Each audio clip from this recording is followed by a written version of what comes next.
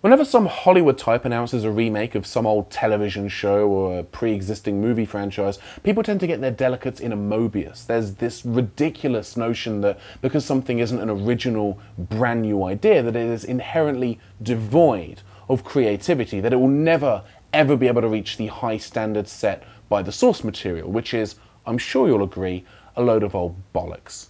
There are dozens and dozens of examples of reboots, television shows, movies, you name it, that are just as good as, if not better than, the thing that they were based on. Or I could sit here and rattle off dozens of examples for you, but I only need to name one. The Addams Family. Based on the 1964 television series, which in turn was based on a series of cartoons by Charles Addams for the New Yorker magazine, which were themselves inspired by this very episode of PortsCenter, there's a lie in there somewhere, see if you can spot it. The Addams Family was released in 1991 and retains the same ghoulish sense of humour as the source material.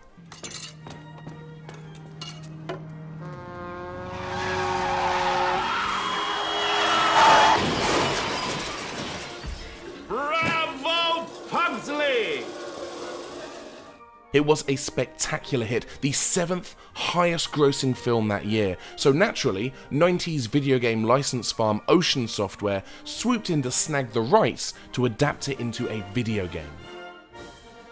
A darkly macabre comedy like The Addams Family would probably adapt really well as a LucasArts-style point-and-click adventure game. I wonder if anyone at Ocean Software had a similar... it's a platform game. That's fine too. That's good. It's fine. Whatever. This game was released for a number of platforms in 1992 and is at best very loosely based on the movie, eschewing a detailed story in favour of having the player take on the role of family patriarch and noted pencil moustache enthusiast Gomez Addams as he travels through the mansion, rescuing family members from enemies like mummies, werewolves, ghosts, jesters, and these levitating but otherwise seemingly peaceful Hindu types. Not really comfortable with that. You'd never get away with that sort of thing these days. Thank heavens we live in a less naive time where video game developers don't put this kind of racist stuff in. Oh, there's racism and all. It's just all like, okay, all right, that's cool. Good. Thanks for invalidating my entire fucking point, Capcom. Good job. You did it. You fucking dicks. Ocean were notorious back in the day for pumping out deeply disappointing licensed titles to make a quick buck on a known brand. Sound familiar? But the Addams Family differs from their usual slate of half-assed bird leavings by being a genuinely entertaining Mario-style platformer with vast, varied levels that can be played in more or less whatever order you like. Plus, the game looks gorgeous. Just look at Gomez's idle animation. Just look at it. Beautiful. The game was released for the Super Nintendo, the Sega Genesis, the Amiga and the Atari ST, and each version is basically identical, with more or less the same levels and physics, but they each have their own idiosyncrasies. For instance, the Atari ST version, which is this one, the one that we're looking at right now, isn't quite as colourful and doesn't have constant scrolling, opting instead to nudge the camera forward as you get closer to the edge of the screen. This has the unfortunate side effect of making some jumps, which are easy peasy in other versions of the game, a massive pain in the balls here. Mind you, it does feature the tiled backgrounds which are missing in the Amiga version. Also missing here are the weapon power-ups from the console version, save for two, a fez that lets you fly, and a pair of shoes which boost your speed. Because if video games have taught us anything, it's that proper footwear can double or even triple your running speed. But these power-ups are missing in the Atari ST port as well, so ST fans can put their misplaced sense of superiority back in their pocket. The Amiga version is the superior of the two home computer ports, with its smooth scrolling and its vastly superior music. Not that I'm biased or anything. The Genesis version is essentially identical to the SNES version, though it features additional sound effects for some bosses in lieu of the main boss theme music, and the parallax scrolling backgrounds are much brighter. You'll notice that both the Genesis version and the SNES version have room names for each game area displayed at the top of the screen, kind of reminiscent of Codemaster's Dizzy games. Which you probably aren't familiar with because you are, statistically speaking, an American. Nobody's perfect. At this point things start to get interesting, assuming your preferred use of interesting is things Ben is fascinated by but are otherwise unremarkable. See, the following year, Ocean put out another Addams Family game for the Super Nintendo, Pugsley's Scavenger Hunt.